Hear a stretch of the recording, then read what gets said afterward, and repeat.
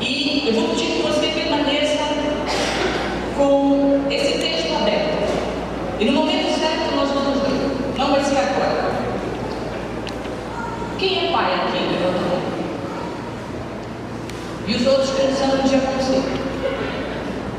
Os pais, geralmente, eles sempre veem os filhos como pessoas inteligentes, né? E eu, como uma boa mãe, também vejo meus filhos como pessoas inteligentes. O João, meu filho mais novo, ele é muito questionador. E há mais ou menos umas 2 semanas atrás, quase 2 semanas atrás, ele veio e ele me fez a seguinte pergunta. Ele falou assim: mãe, se tu tivesse 30 dias de vida, se tu soubesses que tu irias morrer em 30 dias, o que tu faria? E aí eu falei: puxa, mas por que essa pergunta? Não, me fala aí. O que tu faria? Tu viajaria? Tu ia falar de Jesus para quem? O que tu ia falar? Para quem? Quem que tu iria procurar? E aí aquela pergunta veio e eu fiquei pensando muito sobre aquilo. Porque pensar na morte não é muito característica do ser humano, né? A gente pode pensar assim: ah, não, mas a morte é algo que vai chegar, mas a gente não gosta de pensar muito sobre isso. Foi um choque para mim aquela pergunta. E, na verdade, quando Paulo, agora voltando para esse texto, escreveu o texto que nós vamos ler depois, ele estava exatamente vivendo os seus últimos dias de vida. Para mim foi uma conjectura, foi uma pergunta do João Felipe, mas para Paulo era uma realidade. Quando Paulo escreveu essas palavras, que a gente vai ler mais tarde, ele estava escrevendo as últimas palavras dos últimos dias de vida. E talvez por isso, quando a gente lê, a gente vai notar o quão carregada de sentimentos, de verdade e de significado tinham essas palavras. Mas e nós? Se nós estivéssemos com a morte na nossa frente agora, e nós soubéssemos que iríamos morrer, o que será que a gente iria escrever? O que será que a gente iria pensar? Semana passada, o pastor Milton, falando em Efésios, ele fez um pedido para nós. Ele pediu que a gente se colocasse no lugar de Paulo. E hoje eu quero reiterar esse pedido. Eu quero que durante o percurso de toda a minha palavra, você se ponha no lugar de Paulo e tudo que ele viveu no decorrer da sua vida. Mas muito mais do que isso, eu quero que você tente pensar na sua vida e como seria se Paulo vivesse a sua vida.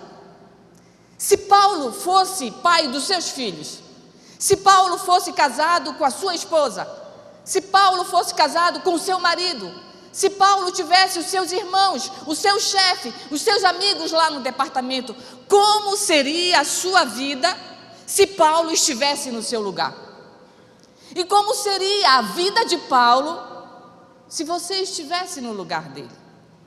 Aquele era o momento do fim da vida de Paulo. E você sabe quem foi Paulo. Talvez você não saiba tudo da vida de Paulo, mas você sabe um pouco de quem foi Paulo. Paulo foi o maior abridor de igrejas de todos os tempos. Paulo foi o maior apóstolo de todos os tempos, o maior teólogo, o maior pregador, o maior missionário, o mais influente. E creiam, se nós juntássemos todos os governadores, imperadores daquela época, eles não teriam a mesma influência que teve Paulo na história da humanidade até hoje. Mas como isso se deu? Como um homem tomou tanta importância na vida? E o pior, como um homem foi de um extremo a outro na sua vida? Como um homem saiu de um pensamento, de uma ideologia, de atitudes, e ele foi de repente, de um lugar totalmente extremo, a tudo que ele pensava, a tudo que ele fazia, a tudo que ele defendia, e foi para um extremo tão longe, tão grande. Como aconteceu tudo isso? Como Paulo mudou todas as certezas da vida que ele tinha. Tudo começa lá em Filipenses 3, 5 a 6, que diz o seguinte: Paulo, logo quando nasceu, ele cumpriu desde o início toda a lei judaica. Lembrando que Paulo, ele era judeu, e a Bíblia diz que ao 8º dia ele foi circuncidado, que Paulo era israelita nato, da tribo de Benjamim, que era hebreu dos hebreus, que em relação à lei, ele era judeu, fariseu, em relação ao zelo, ele era perseguidor dos discípulos de Cristo, e em relação à justiça que havia na lei, leia o que está escrito aí, Paulo era irrepreensível. Sabe o que a Bíblia está dizendo? Que Paulo era uma pessoa totalmente, extremamente que cumpria a lei judaica. Irrepreensível, cumpria ponto por ponto tudo o que tinha que ser. Atos 22, 3 diz que Paulo veio de Tarso, de Roma, era então romano por direito de nascimento, e isso dava a ele muitos direitos. Estudou aos pés de Gamaliel, um dos mestres mais intelectuais e sábios da elite judaica. E ao estudar com Gamaliel, Paulo, a intenção dele era ser igual ou superior a ele. Gálatas 1,14 diz que Paulo não se destacava só pelo conhecimento que ele tinha, mas também ele se destacava pela inteligência, pela sua personalidade e pelo grande poder de liderança que ele tinha. Paulo era o mais notável e evidente representante do judaísmo na sua mais pura essência. Ele sabia tudo das leis e fazia-se cumprir todas as leis judaicas. Esse era Paulo. Só que naquele mesmo contexto havia um outro mestre, um outro rabi ou rabino. Só que esse mestre, esse rabi, ele não estava na grande elite, na pomposa Jerusalém. Ele não vivia entre os fariseus, entre os escribas, entre os grandes intelectuais. Ele não frequentava as grandes escolas teológicas que existiam em Jerusalém. Não! Esse mestre, esse rabi, vivia na pequena Nazaré. Não, ele não frequentava aquelas escolas. Ele frequentava os lugares mais improváveis que um mestre poderia frequentar.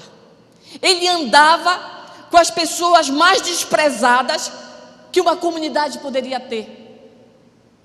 E frequentava, não grandes escolas teológicas, uma carpintaria, junto com seu pai. Mas aquele mestre, aquele rabi, ele tinha algo de diferente, porque ele também ensinava, ele também pregava, ele também colocava os seus ensinamentos para as pessoas daquele tempo, mas só que ele, diferente daqueles judeus, diferente dos fariseus, aquele mestre, aquele rabi, ele não tinha apenas o conhecimento que os fariseus tinham, ele não tinha apenas o saber, ele tinha algo mais, ele tinha poder e autoridade, e isso fazia dele um rabi, um rabino, um mestre totalmente diferente de todos aqueles que Jerusalém podia ter. por onde aquele mestre andava, o lugar não era igual. Porque quando ele passava, cegos enxergavam, coxos andavam, aprisionados eram libertos, surdos poderiam ouvir, leprosos se tornavam a cura, mortos ressurgiam. O nome desse rabino, o nome desse mestre era Jesus. Mas esse mestre, diferente dos fariseus, porque entrava em conflito com os ensinamentos e com a religiosidade, com a hipocrisia daqueles fariseus, ele começou a incomodar aquele povo. E pior, por tudo que ele fazia, pela autoridade que ele tinha, aquele mestre começou a incomodar não somente os escribas, não somente os fariseus, os saduceus, toda a elite religiosa judaica, mas ele começou a incomodar os governantes, os imperadores. E de repente Jesus, de um simples mestre, começou a ser odiado, começou a ser perseguido, começou a ser caçado, porque eles precisavam terminar com aquela história. E numa trama traiçoeira, uma pessoa entregou Jesus. Você sabe a história. E Jesus foi preso, julgado e sentenciado à morte. E morte de cruz. O sinédrio romano judaico estava em paz. Jesus foi preso, julgado, sentenciado e morto na cruz. Estava acabado os problemas. Mas a história terminou aí? Não, não terminou aí. Porque ao terceiro dia, aconteceu um fato extraordinário. O sepulcro onde aquele mestre estava abriu-se de dentro para fora, e aquele mestre, ele ressurgiu. Ele não permaneceu morto, porque a história não terminava ali. Jesus ressurgiu e a história continuou. Agora com Jesus ressurreto, vivo, e os seus discípulos crendo que aquele mestre, o Jesus, estava vivo. E exatamente nesse contexto da ressurreição de Jesus, dos discípulos crendo nessa ressurreição, é que Saulo, se evidencia diante do sinédrio, se alia diante dos líderes religiosos, para começar a perseguir, açoitar e matar todos os discípulos daquele mestre. Saulo começou a crescer. Saulo começou a perseguir aqueles discípulos de Jesus. Saulo começou a querer não simplesmente aprisionar, não simplesmente açoitar, mas a gana de Saulo era maior. Ele precisava matar os cristãos. Ele precisava assolar a igreja. Era assim que a Bíblia retrata Saulo.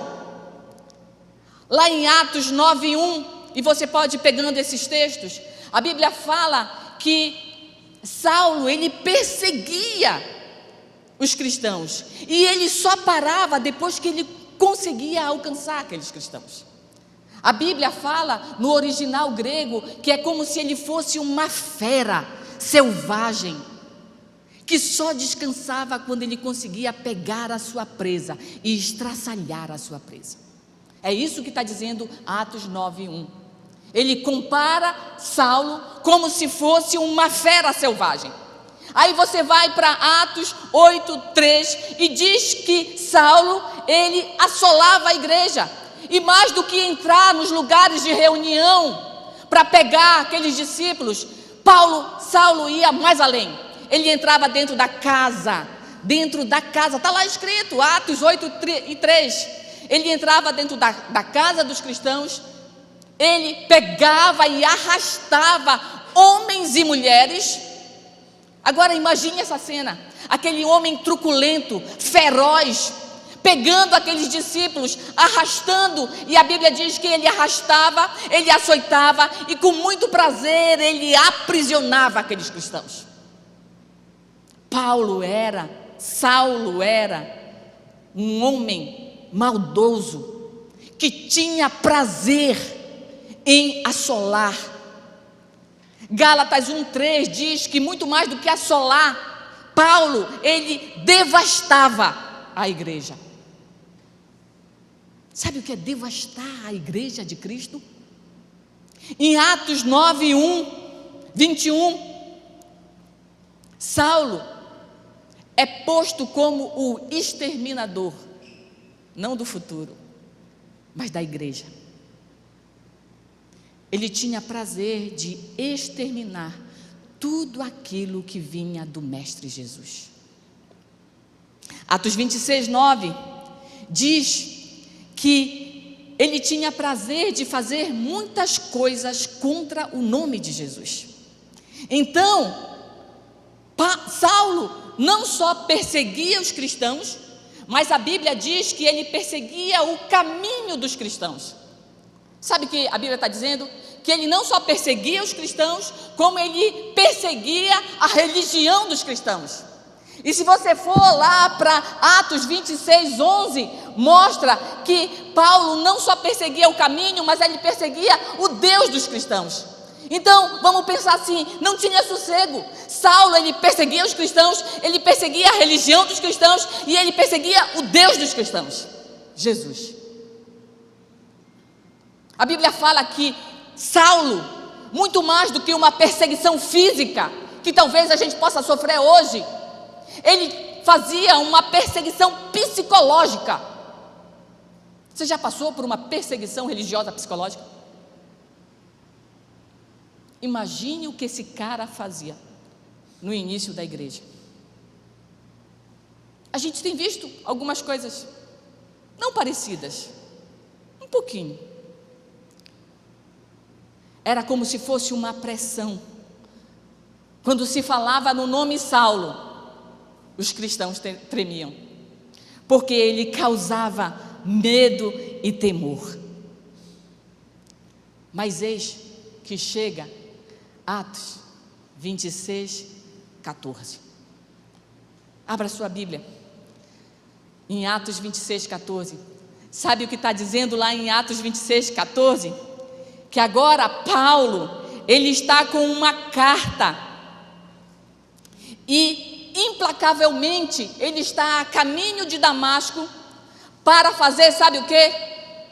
Açoitar, prender e matar mais cristãos. Lá vai Paulo, no seu cavalinho, com a sua carta, o sangue descendo, o ódio tremendo e uma vontade, um desejo tremendo de matar mais cristãos. Mas tinha alguém no caminho de Saulo naquele dia. E ele literalmente caiu do cavalo. No caminho de Damasco, uma luz brilhante. E talvez você já tenha visto essa luz na sua vida. Mas lembre que agora você está vivendo a vida de Paulo. Lembre que agora você está no lugar de Paulo. E talvez Paulo no seu lugar já tenha visto essa luz quando você se converteu. E foi isso que aconteceu naquele dia. Uma grande luz brilhante brilhou sobre aqueles guardas, aqueles companheiros de Saulo e sobre Saulo. E Saulo, num espanto, ele cai do cavalo e ele é jogado no chão. E o próprio Deus fala com ele e diz: Saulo, Saulo, por que tu me persegues? Por que, Saulo, dura coisa é recalcitrares. Bora mudar a palavra, que isso é muito difícil. Dura coisa é tu te submeter, Paulo, aos meus aguilhões. Nossa, mas Deus pegou pesado. Aguilhões são instrumentos que amansam touro feroz. Será que nós somos touro feroz de vez em quando? E Deus estava dizendo: Saulo, por que tu continua com esse coração duro diante de tudo aquilo que tu tens visto, diante de tudo aquilo que eu tenho feito? Por que tu continua com o coração duro diante dos aguilhões que eu tenho usado para a tua vida? Por que você continua duro diante dos aguilhões que Deus tem usado para a tua vida? Hoje Ele está perguntando: que coração é esse?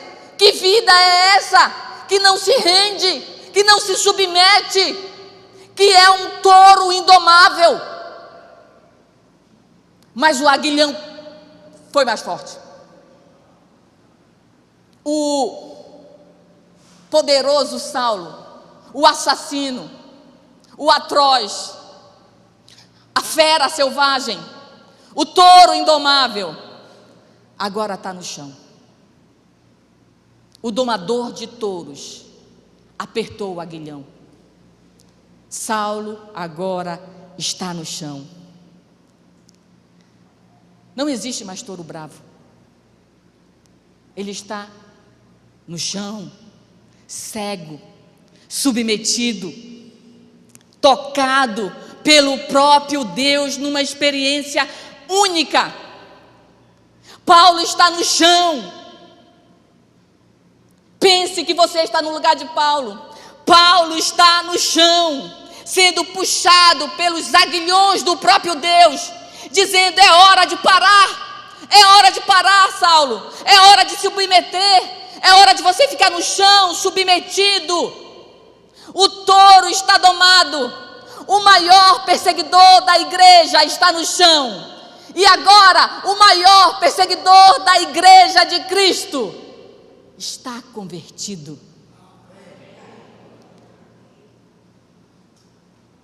O poder de Deus sobre a nossa vida. Nesse momento em que Paulo cai no chão, rendido, não lembra nada um touro indomado, cego, pequeno, sem forças. Nesse momento, encerra-se um ciclo na vida de Paulo. Acaba ali o seu passado e tudo o que ele fez até aquele momento. Muito mais do que a sua vida física ao ficar cego. Algo dentro de Paulo mudou. Enquanto ele tinha a visão física, seus olhos espirituais estavam cegos. Mas agora, com os olhos naturais fechados, seus olhos espirituais estão abertos. O novo capítulo começa na vida de Paulo. Há um novo nascimento. Morre o perseguidor e nasce o mais relevante pregador do Evangelho de Jesus Cristo. É isso que Deus faz. Não importa que touro indomável seja esse. É isso que Deus faz. Ele transforma a minha e a sua vida de um extremo a outro. Ele transforma. E conversão é exatamente transformação. Nunca esqueça, conversão tem como resultado transformação. Não existe conversão sem transformação. Nem todas as transformações serão imediatas. A gente vai ver na vida de Paulo. Tem transformações que são processuais, que há tempo. Mas toda conversão requer transformação. Abra o ouvido. Conversão sem transformação é enganação. Conversão, ela exige transformação. Foi isso que aconteceu com Paulo. Então, caído, ele segue agora para Damasco, vai para a casa de Judas, não o que traiu Jesus, mas aquele que morava na rua à direita, e permanece lá cego. Deus então providencia Ananias, um discipulador para Saulo, que vai até ele, apesar de conhecer a história, o histórico de Paulo, mas obedecendo a palavra de Deus, Ananias vai à casa de Judas, ora por Paulo, Paulo fica bom, Paulo é cheio do Espírito Santo e segue exatamente essa ordem, a Bíblia. Paulo fica cheio do Espírito Santo e tem uma nova e única experiência com Deus quando ele é cheio do Espírito Santo. E então Paulo é batizado naquele mesmo momento. E Paulo começa ali o seu grande ministério.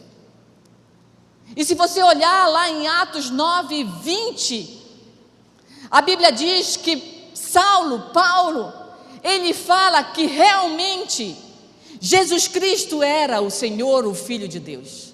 Ele reconhece em palavras, Atos 9, 20.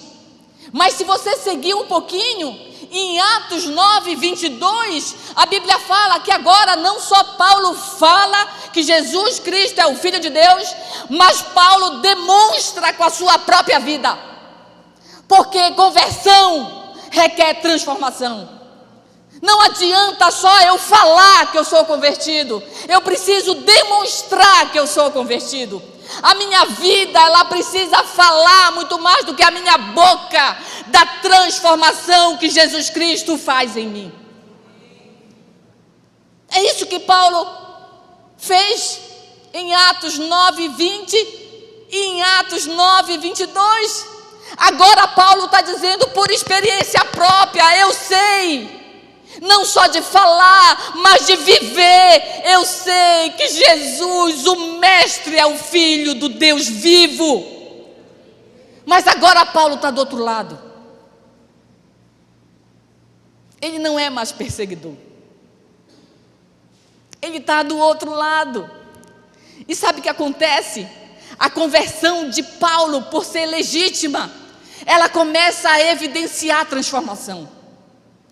Os antigos amigos de Paulo, os seus antigos amigos, quando você se converteu, ou se você não se converteu, hoje isso vai acontecer em nome de Jesus. Os antigos amigos de Paulo, eles disseram assim: esse cara está estranho, parece que o olhar dele não tem mais aquele sangue, parece que a sua voz não arde mais em ódio pelos judeus, tem alguma coisa esquisita aí na sua vida. Porque na vida de Paulo, as transformações por causa do encontro com Jesus eram claras. A sua vida estava totalmente transformada. E isso começou a suscitar raiva e ódio por aqueles que um dia estavam com ele perseguindo os cristãos. E agora eles começaram a notar essa transformação e começaram a ficar chateados, porque Paulo estava agora do outro lado. Talvez os seus amigos estejam muito chateados com as transformações que a sua vida sofreu. Talvez eles questionem, porque agora você está do outro lado. Agora você não vai mais para o pagode. Você vem para a igreja, pagode. Aleluia, hein? Eita glória! Agora você não senta mais na roda de bebida.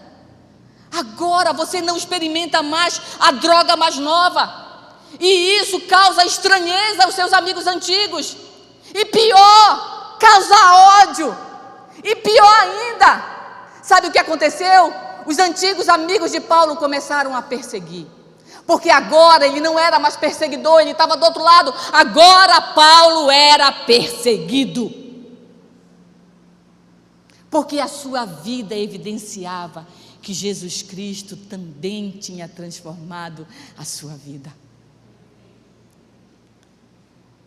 Aí Paulo, convertido em Damasco, cheio do poder, batizado, poderoso, com Barnabé do seu lado apoiando, vai para Jerusalém. Jerusalém, o lugar onde todos conheciam Paulo como o assassino, o serial killer dos cristãos. Paulo volta para Jerusalém, no lugar onde ele tinha uma identidade cruel, no lugar onde Paulo tinha vivido os piores e horríveis dias da sua vida. Mas agora Paulo não volta mais como perseguidor, agora Paulo não volta mais como assassino, agora Paulo não volta mais como bêbado, agora Paulo não volta mais como um infiel, um adúltero.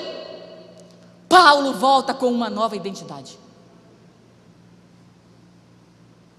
Deus vai fazer você voltar aos lugares onde você viveu os piores dias da sua vida, mas não para viver aquilo de novo, porque hoje você tem uma nova identidade. Paulo não era mais nada daquilo. Paulo agora era um vaso escolhido. A própria Bíblia diz que Deus levantou Paulo como um vaso escolhido para pregar aos gentios, a um povo que ninguém queria pregar. E pior, existia um propósito. Deus diz: estou levantando Paulo para pregar aos gentios. E também, pregar aos gentios, beleza, mas vem o e também sofrer pela causa do meu evangelho. Você já pensou estar no lugar de Paulo?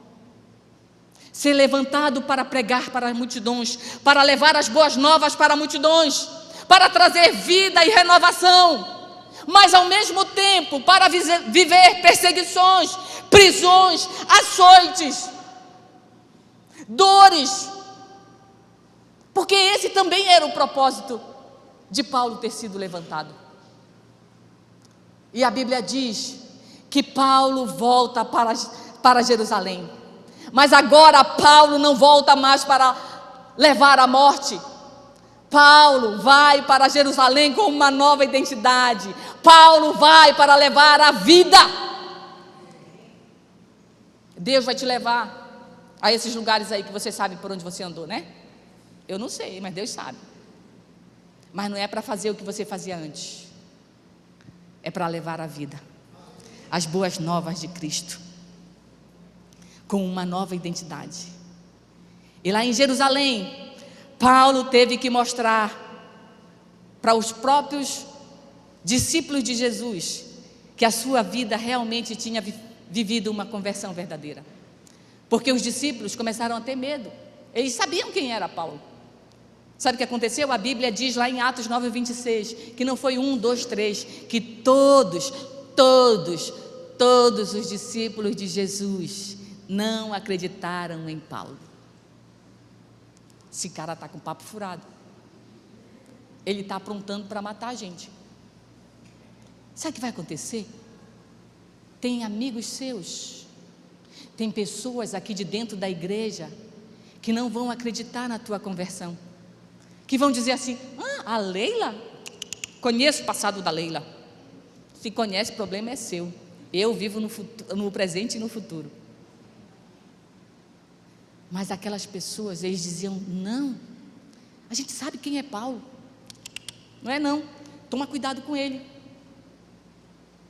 Pessoas vão duvidar da sua fé. Pessoas vão duvidar da veracidade do seu relacionamento com Deus. Pessoas vão duvidar da transformação da sua conversão.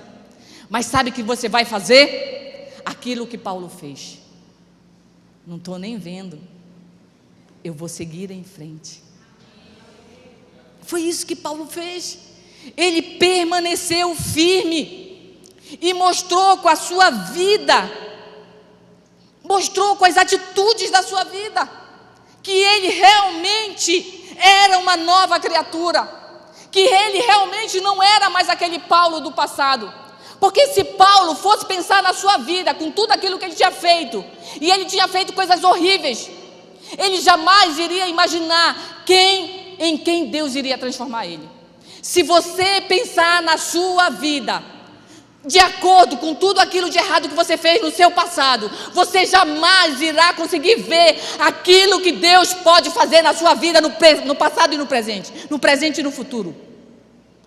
Se você tomar como base o seu passado de erros, você jamais conseguirá ver o que Deus tem para você no seu futuro. Paulo sabia muito bem quem ele era agora. Ele não era mais aquele Paulo do passado. Ele era uma nova criatura. E Paulo, junto com Barnabé, começa a se fortificar.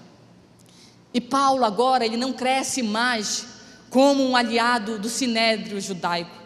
Ele cresce como um aliado dos cristãos.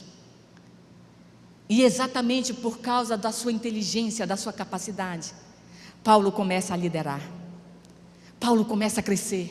As pessoas começam a se converter. Mas nem tudo era maravilhoso, porque sempre tinha perseguições, açoites, sofrimentos e prisões.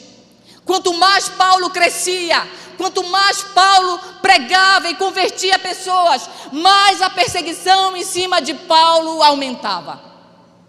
Na fé, essa conta é diretamente proporcional. Quanto mais você se achegar a Deus, quanto mais poder e autoridade de Deus você tiver, mais o inimigo vai te perseguir. Ninguém diz amém.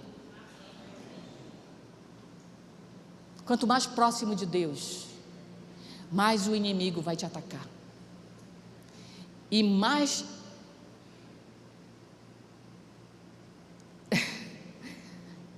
amigos do inimigo, diabos, pessoas usadas por ele, vão te atacar.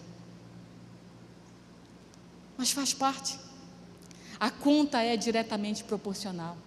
Paulo sabia disso, tanto que ele fala assim: a minha suficiência, a minha força não está em mim, está em Deus. É por isso que eu aguento tudo. E se tiver que vir mais, que venha.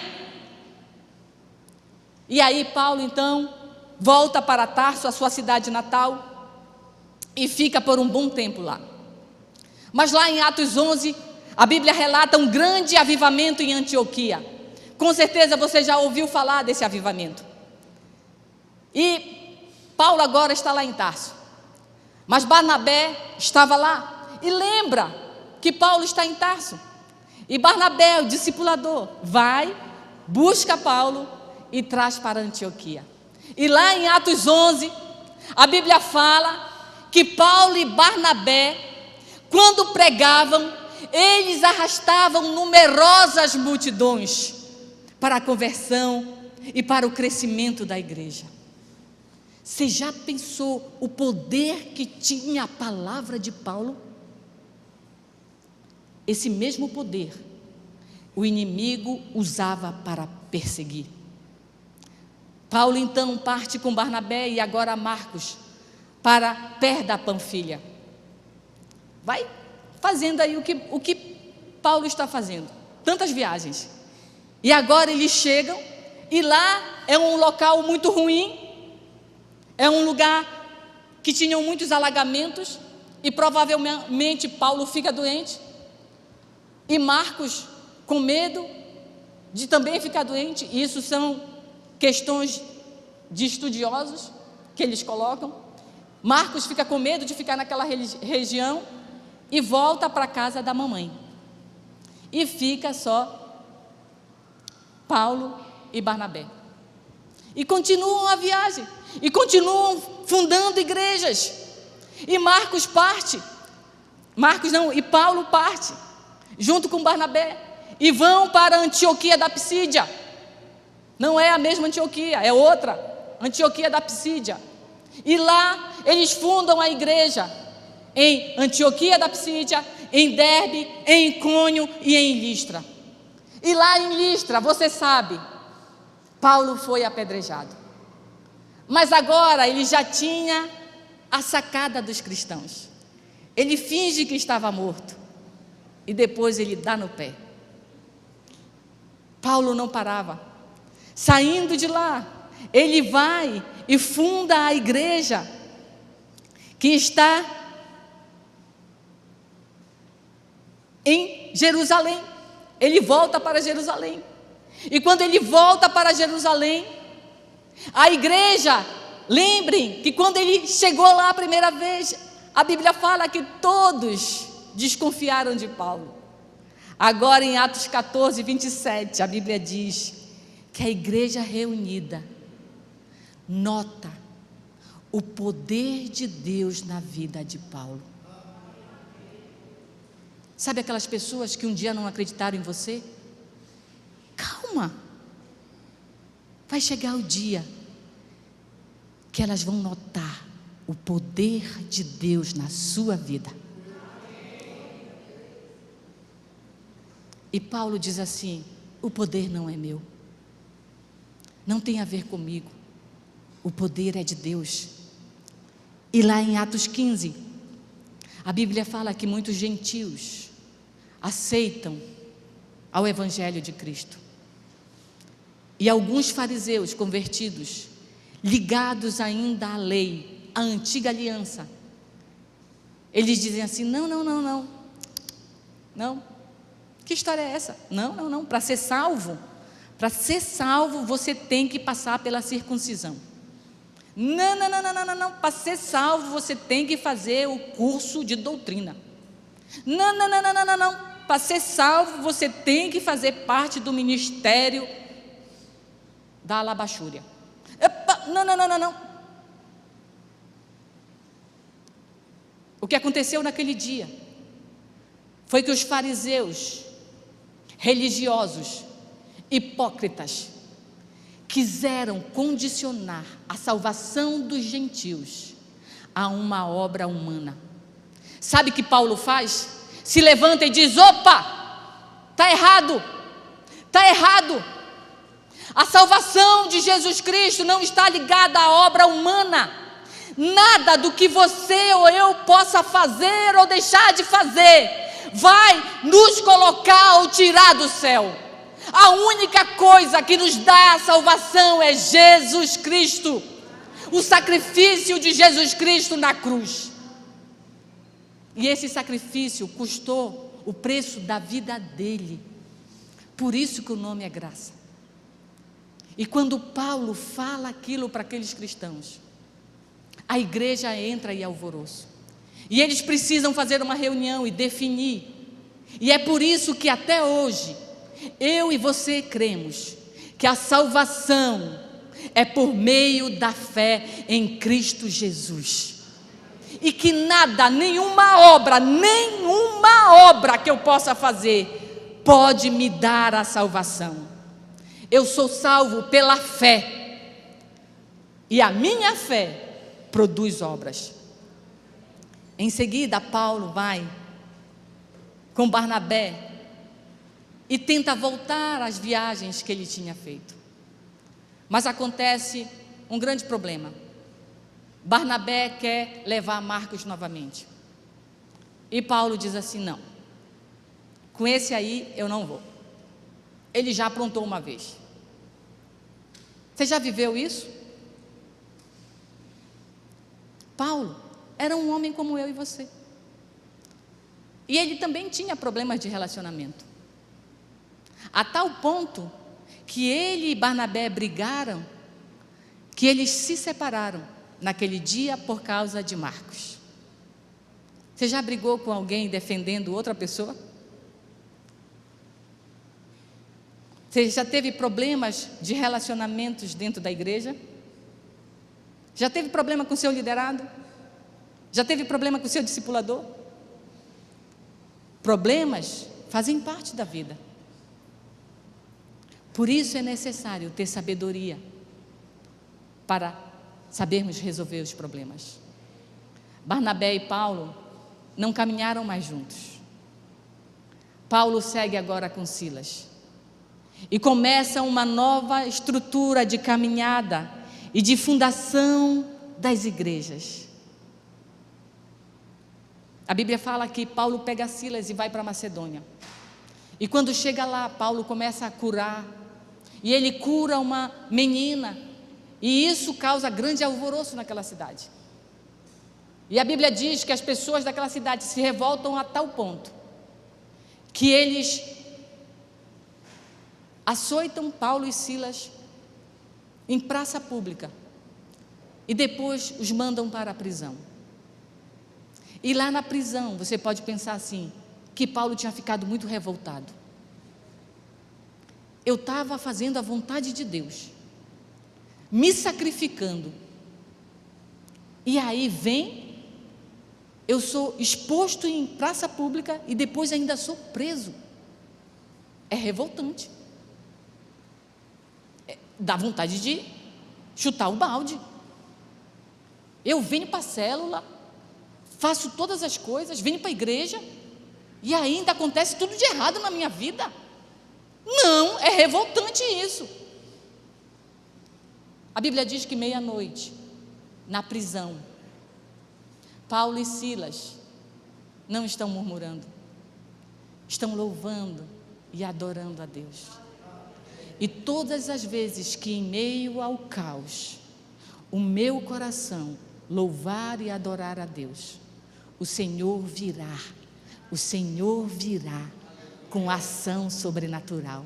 Naquele mesmo momento aconteceu um terremoto, as bases daquelas prisões começaram a tremer, e a Bíblia diz que todos os alicerces foram quebrados, as correntes foram quebradas, tanto que o carcereiro ficou com medo e ele iria se matar, e Paulo diz: não, nós estamos aqui, não faça isso. E aquele homem vê e ele fica impressionado com aqueles homens, e ele diz: meu Deus, como eu faço para ter esse Deus, para ser salvo? E Paulo fala: crê no Senhor e serás salvo. E aquele homem e toda a sua casa naquele dia foram salvos, por causa da vida de Paulo.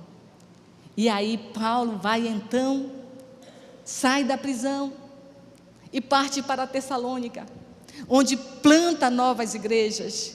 Em seguida ele vai para Atenas, o lugar da capital intelectual do mundo, diante dos mais poderosos filósofos intelectuais. Será que Paulo se calou? Será que nós ficamos calados diante das ideologias intelectuais que a gente ouve? Não, Paulo não se calou. Ele continuou falando do Evangelho de Jesus Cristo. Atos 19 fala do grande mover que houve naquela região, mas que logo em seguida a igreja da Judéia entra em decadência por causa de uma grande fome. E Paulo então precisa ir levar uma oferta, mas infelizmente, quando Paulo chega lá, o que o aguarda não é reconhecimento, gratidão. Quando Paulo chega lá, ele não exige um hotel de 3 estrelas para ficar, para poder pregar. Ele não exige um cachê pequeno. A Bíblia fala que Paulo tinha consciência que o que esperava ele era sofrimento, açoites e prisões. E no caminho para Roma, nada é tão ruim que não possa piorar. Paulo sofre um naufrágio, vai parar na ilha de Malta, é picado por uma cobra, mas Deus também tinha planos. Lá naquela ilha, a Bíblia fala que Deus cura o pai do governador e todas as pessoas que estavam doentes naquela ilha. Quando nós nos voltamos a viver aquilo que Deus quer, Deus age através da nossa vida. Paulo fala lá em Filipenses 1:12, eu sei que tudo que eu passei foi para que o Evangelho de Jesus Cristo fosse conhecido. E a gente pode pensar assim, e o que foi que Paulo passou? Você quer saber o que Paulo passou?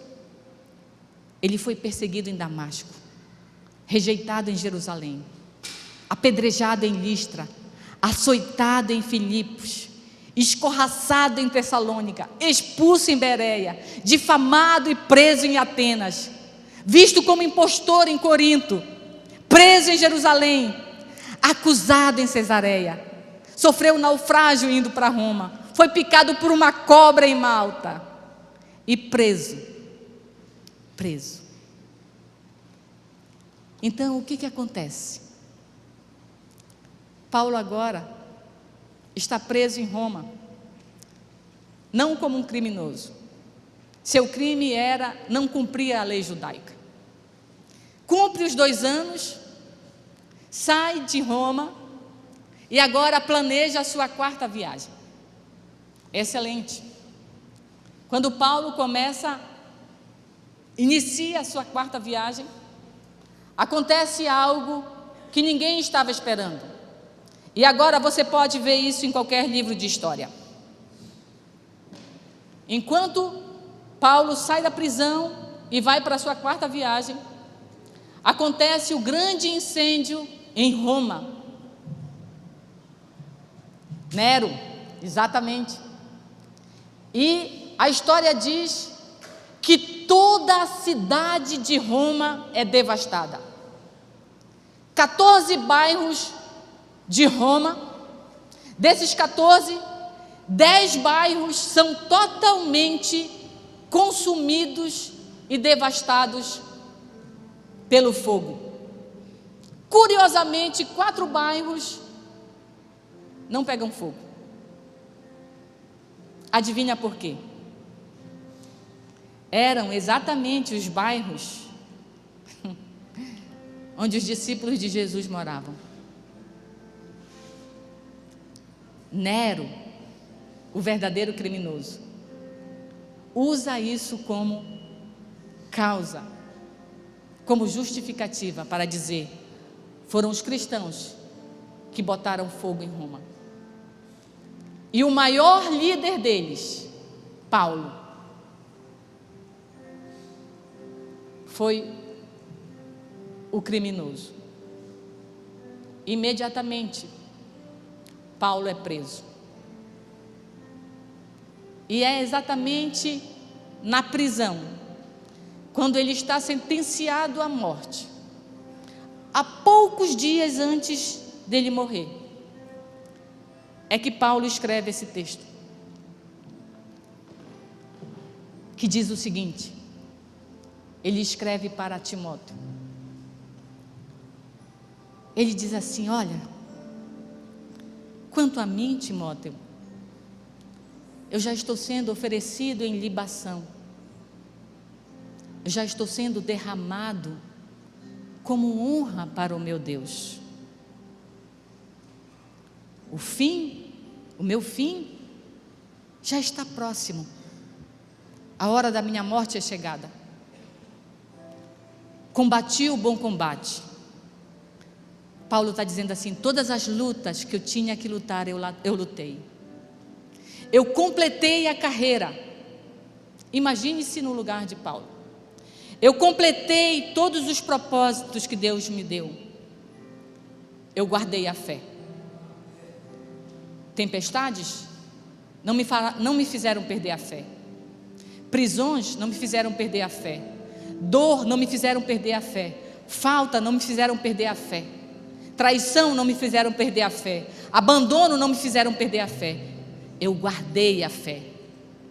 Agora, o que me resta é a coroa da justiça, a qual o Senhor, o justo e reto juiz, me dará naquele dia. E não só a mim. Paulo sabia que a salvação não era só para ele, mas para todos os outros. Ele diz: não só a mim, mas a todos aqueles que amam a vinda do Senhor Jesus Cristo. E ele continua: Timóteo, vem ter depressa comigo. Paulo estava na prisão. Havia uma necessidade de gente. Sabe por quê, Timóteo? Demas, amando o presente século, me abandonou e foi para Tessalônica. Crescente, o meu outro discípulo, foi para Galácia. Tito foi para Dalmácia. Mas Lucas continua comigo. Ainda tenho Lucas. Olha, Timóteo, quando tu vieres, traz Marcos. O meu coração está resolvido quanto a ele. Traz Marcos, porque ele me será útil ao meu ministério. Quanto a Tíquico, eu mandei para Éfeso. Timóteo, não esquece também a minha capa. Paulo, além da prisão, estava sentindo frio. Não esquece também meus livros. No final da vida, com a morte na porta, Paulo queria estudar. Tem gente que está com a vida aí e não consegue ler um livro. Não esquece também os meus pergaminhos. Eu preciso ler a palavra. Olha, Timóteo, lembra Alexandre, o latoeiro? Ele me causou muitos males. Além da prisão, Paulo sofreu com a ingratidão, com a traição. Mas deixa, Timóteo, o Senhor dará paga por todas as suas obras. Mas quanto a ti, cuidado, aparta-te dele, não anda com ele. O que Paulo estava dizendo é: cuidado com quem você tem andado, cuidado com quem você tem encaminhado a sua vida. Se são pessoas como Alexandre, o latoeiro, cuidado, Timóteo, afasta-te dele. Cuidado com pessoas que te afastam do Evangelho. Cuidado com pessoas com quem você caminha que te afastam do Evangelho.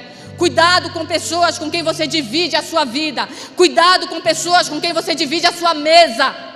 Se são pessoas que não creem naquilo que você crê, que te influenciam por causa da sua fé para o mal, cuidado.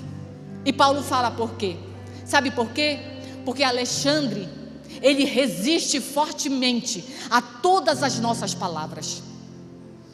Pessoas que resistem aos nossos princípios não merecem a nossa companhia. É isso que Paulo estava dizendo. Na minha primeira defesa, Paulo, Timóteo, na minha primeira defesa, ninguém, era Paulo, ninguém me defendeu. Ninguém. Pelo contrário, Timóteo, todos me abandonaram. Mas o meu coração está tranquilo, que isso não pese sobre eles, porque o Senhor, o meu Deus, Ele não me abandonou. Todos me abandonaram, mas o Senhor não me abandonou. E Ele me deu força, e Ele me fez forte, Timóteo, porque eu sei que foi através da minha vida que a palavra de Deus foi alcançando os gentios. Foi através dos meus sofrimentos que a palavra chegou até os gentios. E eu fui livre da boca do leão. Mas o Senhor também me livrará de todas as obras malignas do inimigo.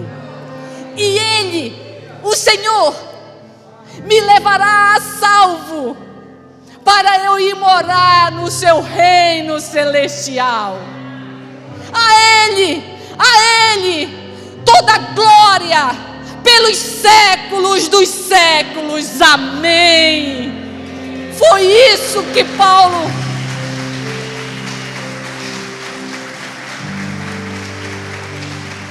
foi isso que Paulo, no final da sua vida, escreveu.